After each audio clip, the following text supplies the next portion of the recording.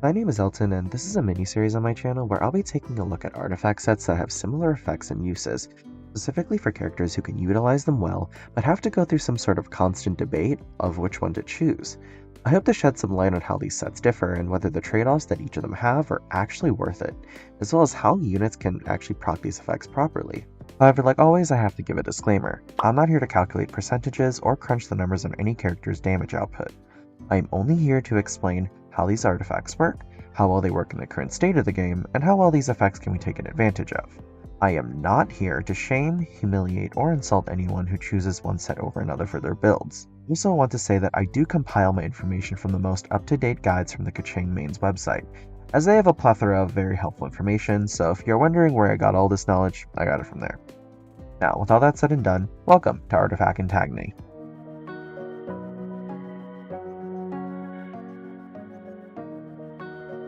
So in the last episode, I talked about one of the two new artifact sets for 4.6, but today I'll be talking about the other one. Now, Genshin has been slowly rounding out the support for the other elemental reactions that haven't got much room to shine. This was done with either artifact sets, characters, or both. Electro got an upgrade with Aggravate and Hyperbloom, Superconduct got Mika to boost physical damage, Crystallize got utility through Navia, and Overload was used as sort of a trigger with Charus, and now Burning gets an artifact set. But burning is a bit of an interesting part in the reaction pool, being a bit puzzling to pull off and somewhat mediocre at best. But before we get into that, let's introduce the artifact sets. Unfinished Reverie's 2-piece effect gives an 18% increase in attack, while its 4-piece effect is a tad more complicated. When the equipped character leaves combat for 3 seconds, the damage dealt by the character is increased by 50%, meaning that this bonus is innately given at all times. When in combat, if there are no opponents with the burning reaction active after 6 seconds have passed, then the damage bonus will decrease by 10% per second until the original 50% reaches 0. If an opponent who has burning active exists, then the damage bonus will increase by 10% every second until it reaches 50%. The entire effect can still trigger even if the character is off field.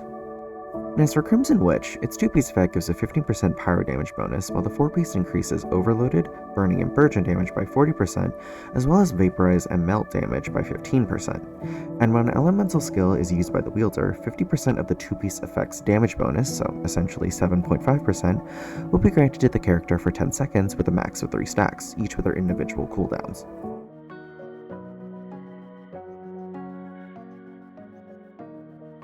So Crimson has been the staple pyro artifact set for a long time, specifically the offensive reaction-based damage set. In the first episode of this series, I compared it to Lava Walker, the more defensive artifact set that still gave some damage bonus to boot. However, Unfinished Reverie focuses on the raw pyro damage by using burning to support that. It utilizes the reaction in an unconventional way, as a condition to activate a damage bonus, and with the way burning is set up, this could potentially work well. However, there is also another way that this set can be used, a way that Crimson Witch cannot access, and that is the possibility of using this new set for potential Cryo and Hydro main DPSs who would use the burning reactions to consistently melt and vaporize opponents at all times. But to understand how this works fully, we need to understand how burning works as a reaction. So, burning is a reaction that occurs when Dendro and Pyro are applied to an enemy. It deals damage over time based on character level and elemental mastery, and will stop dealing damage when either element has been consumed. Additionally, when the on-field character comes into direct contact with a burning opponent, they will also take damage from it. In the beginning, this reaction was a very weak way to deal pyro damage, especially since this reaction cannot crit. After we received playable Dendro characters, the use of this reaction transformed into a way where some cryo DPSs, specifically Ganyu, could use the continued renew application of Pyro with the burning reaction to consistently deal high melt damage. And while it could be a bit more complicated due to Burgeon, some Hydra DPSs also have a chance to use this to constantly vaporize as well, and this can supposedly work for Dendro main DPSs being paired with an off-field Pyro unit. This sort of flexibility is something that Crimson Witch lacks, and through exploring the various characters, it will prove whether this sort of adaptability makes this aspect of Unfinished Reverie valuable. However, my preliminary presumption is that, upon first glance, the condition that it requires is just way too specific to make it work. Unfinished Reverie probably won't surpass Crimson Witch, or at the very best, won't even come close to it. This is a way too niche way to make it work well in a good amount of situations, and honestly, there are not a lot of characters who can use it properly.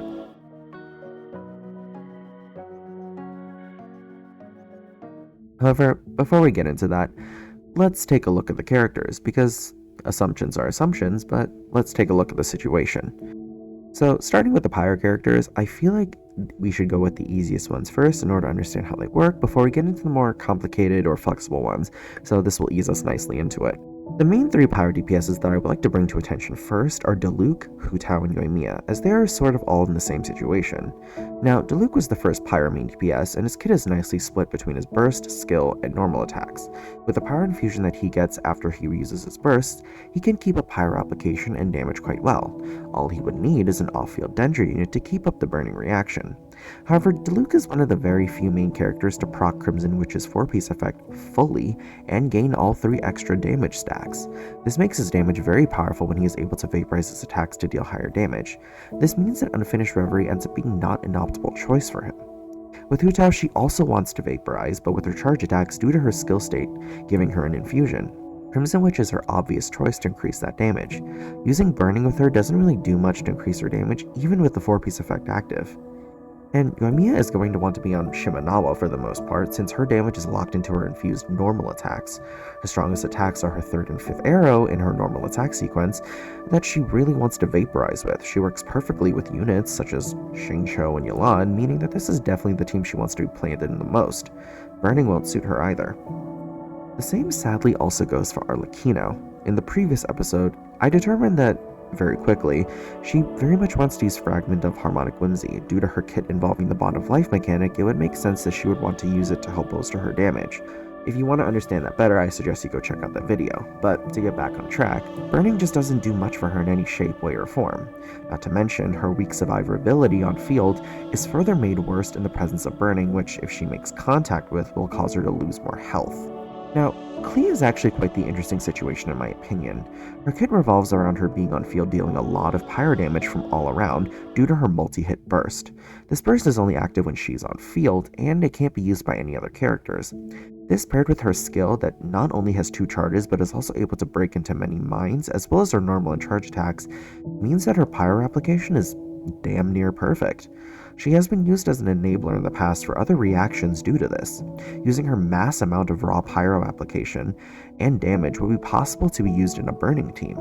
This could be a modified version of her already existing mono pyro team with Xiangling, Bennett, and Kazuha, where a Dendra unit would be subbed into Kazuha's place. But since his elemental damage bonus, viridescent resistance shredding, and crowd control would be lost, this would mean that burning would honestly be way less useful in the long run. Additionally, Kazuha's elemental damage bonus would be able to benefit all the pyro damage being dealt from all pyro characters, which means that putting Klee on Unfinished Reverie isn't really a good idea. Klee can deal high damage with her charge attack vaporizing and ends up getting more usefulness out of Crimson Witch. The 4-piece helps out with the vaporized damage while she can get at least 2 stacks of extra pyro damage bonus when activating her skill at certain points in team rotations. So as a main damage dealer, Klee is going to want to be on Crimson Witch in order to maximize her damage. Speaking of mono pyro, Lyney was the character to solidify this strategy in the form of his character's kit. His kit revolves around including 3 pyro characters in his party to get a maximum buff out of his passive. This means his team usually includes Xiangling, Bennett, and Kazuha or Zhongli as the flex unit. Now, the flex unit can be a Dendra unit so that the burning team can actually occur, and for Lyney to take advantage of that. However, just like Klee, other pyro units benefit from having their damage being buffed as well when in a mono pyro team, and having it streamlined with Lyney's intention to be played that way again makes Unfinished Reverie not an optimal choice. His best options are March Out Say Hunter due to his innate HP changing mechanic from his charge level 2 attacks and his skill, along with the Lava Walker being a solid second choice for the amount of pyro applied in his mono pyro team. With Yanfei and Gaming, they are also in the same situation.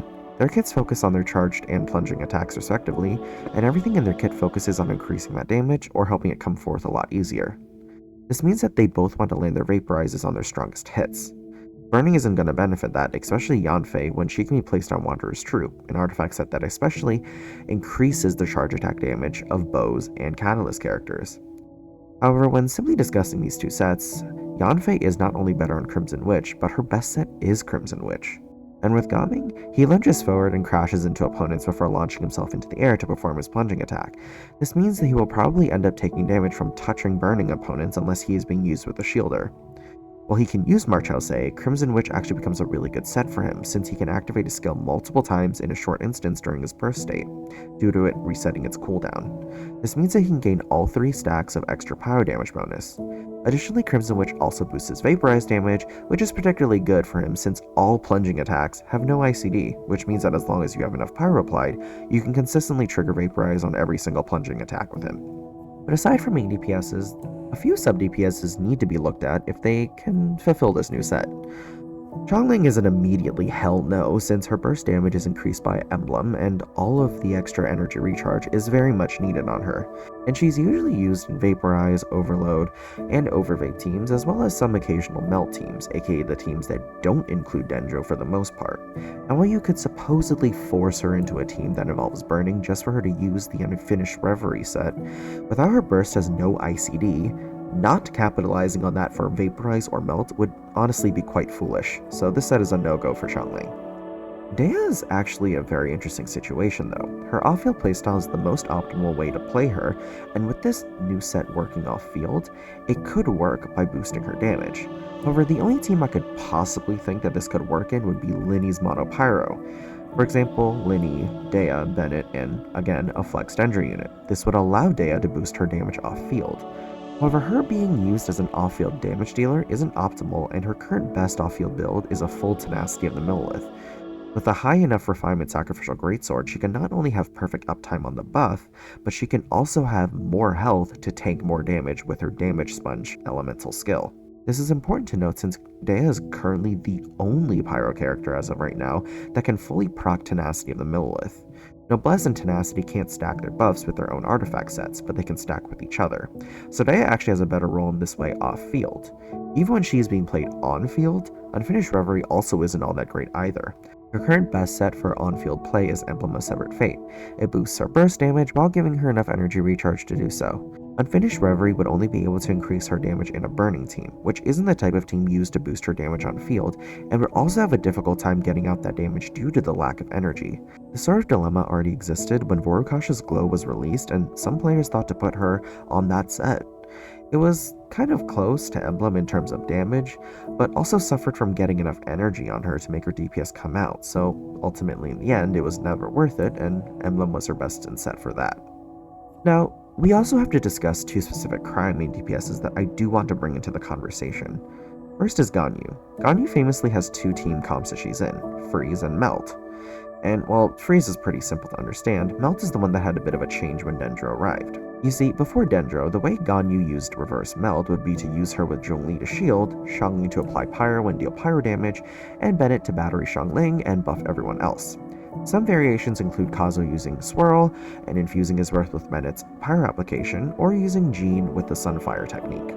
However, when Dendro came into the game, this was revised to be changed where a Dendro unit could prolong the Pyro application, while also continuously draining health due to burning. This is especially popular with Nihida, since her burst was able to grant Ganyu a massive increase in EM to increase melt damage. So while this is a possible way to increase Ganyu's damage, this is already taken care of when she's being placed on Wanderer's Truth. Unfinished Reverie isn't needed to make her deal more damage when there's a better option right there. Additionally, if you wanted to play her in either Freeze or whatever other team you could possibly think of, then she should be on a full Blizzard Strayer or be kept on Wanderers. Both sets are way better for her because of their crit rate increase and charge attack damage boosting respectively. Now, the other cryo DPS is Wriothesley. He can also be used in both Freeze and Melt, but he belongs to a group of characters that want to use Marchose Hunter.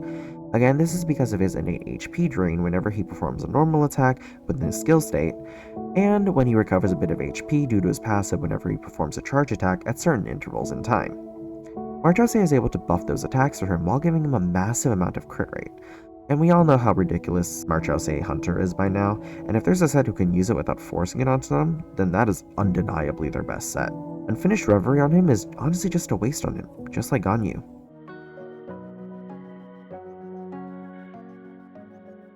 So looking at everything, kind of understanding how the characters work with this set, Unfinished Reverie doesn't really actually begin to compare to Crimson Witch. Reactions are better than raw damage for the most part, and in this case this holds true. Crimson Witch boosts reactions, while Unfinished Reverie incentivizes raw damage increase. Burning isn't really a reaction that is prioritized by any unit, nor is this reaction innately able to increase a character's damage.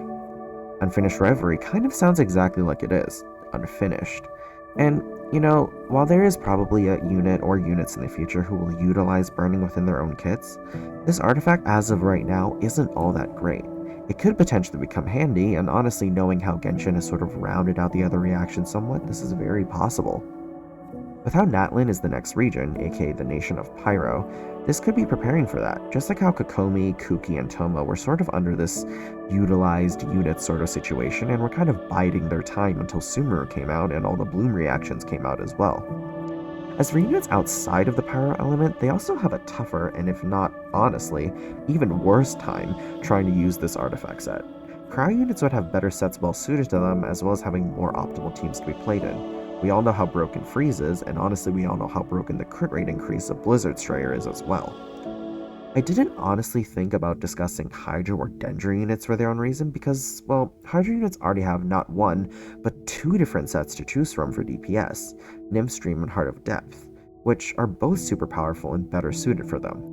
Now, reaction-wise, there's also a chance that the team could end up triggering more Burgeon reactions, which means that the main source of DPS will have shifted from the Hydro character, dealing the main source of raw Hydro damage, to the character who's triggering Burgeon, aka maybe Toma. And at that point, the Hydro main DPS should just focus on dealing raw Hydro damage instead of just trying to capitalize on the burning reaction. And for Dendro characters, we all know that the best way to increase Dendro damage isn't using burning. While Dendro is the other half of Burning, and Unfinished Reverie could theoretically increase a Dendro character's damage, that isn't the way it should work. If the goal is to do so, then you should be using Spread, using Dendro and Electro. That's already been established since Dendro's released. Boosting it with Unfinished Reverie honestly just doesn't even begin to come close. However, despite everything I've said about Unfinished Reverie, I do want to strongly emphasize one thing for people who think I'm really going in on it. I really do believe that this artifact set is just a little bit before its time. We know by now that Genshin has, again, been trying to round out the other reactions, and I'm sure there's going to be some unit in the future who can use Burning. However, just like some other characters and artifacts, this doesn't mean it will happen instantaneously. Some units like Kuki and Toma need time, and while others like Shavru sort of just came in out the door swinging. And I really do believe that this is the former. I feel like there will be either a main DPS character who can utilize Burning to boost their damage inherently within their kit, or there will be a support character who will use Burning to make it more accessible to boost other characters' damage.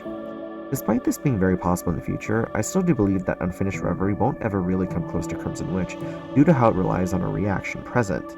This is actually really similar to how Lava Walker requires Pyro to be on the enemy to work, and this new set requires an additional augmentation to that status by applying Dendro to trigger this reaction. And because of that, it will always inevitably be a bit more difficult to pull off in the end. So yeah, that's the video, with a nice bit of some future theory crafting on how they could make this work.